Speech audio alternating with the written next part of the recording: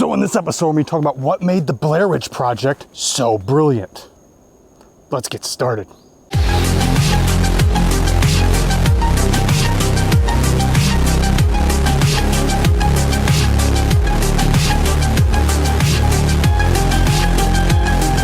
So I know a lot of you go out and watch the Blair Witch Project today and you think, oh, it wasn't that great. Why did everybody think it was so brilliant back in the 90s?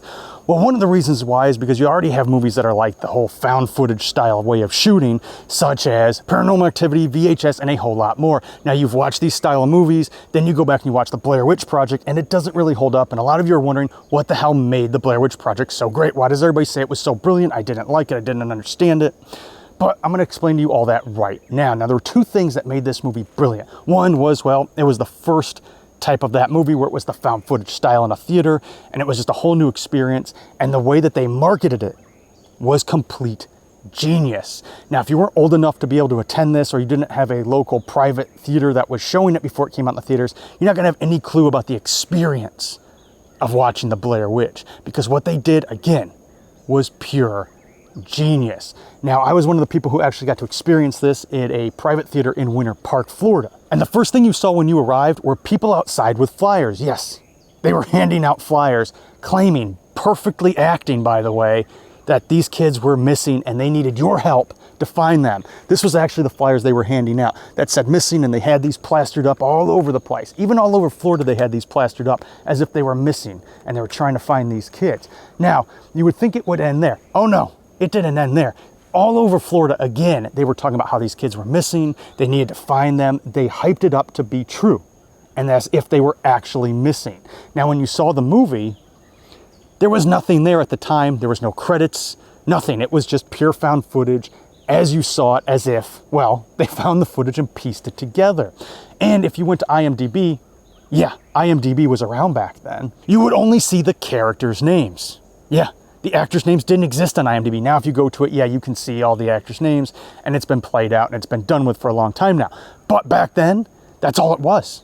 It was just the characters' names. And if you went to the BlairWitch.com, they had missing shirts for sale, merchandise, a phone number you could call. And if you called the phone number, it would basically say, thank you for calling the Frederick County Sheriff's Department. If you have any information regarding the whereabouts of these people, please let us know. And then, of course, the beep would tone, and you would leave a message. And it was a really crazy way of promoting a movie, honestly. I've never seen anything like this before. Nobody's seen anything like this before. And the entire time, they made you believe, truly believe, that this was actually found footage and these kids were missing. Which is why today when people watch it and they wonder, well, they didn't show the witch, they didn't show this, they didn't show that. That's because back then, if they had shown it, it would ruin the whole experience.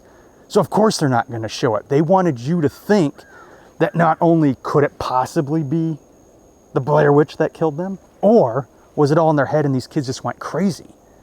I mean, you got to understand that. If you don't understand that or know about that, then you're never going to understand why they never chose to show the Blair Witch. Because again, it would have ruined that whole experience that they created, making you truly believe that these kids were missing. I even remember on the news, yes, even the news, one of the news channels locally fell for this and posted about the missing information about the kids. So it did get a little out of hand. And again, it went far and beyond to make you truly believe that these kids were missing. Now, short of this, more of the brilliance behind this movie, if you don't really understand, is that this movie never had a script, really. There was no dialogue.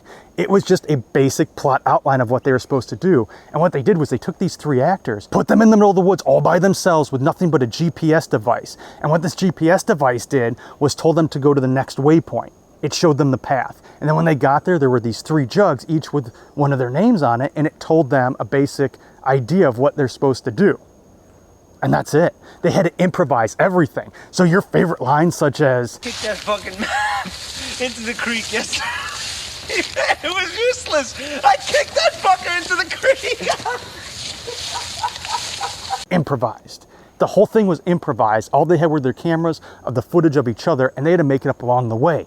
And yes, they actually made these actors get lost, and it made them go a little fucking batshit. So a lot of the shit you're seeing isn't just improvised, but it's actually them.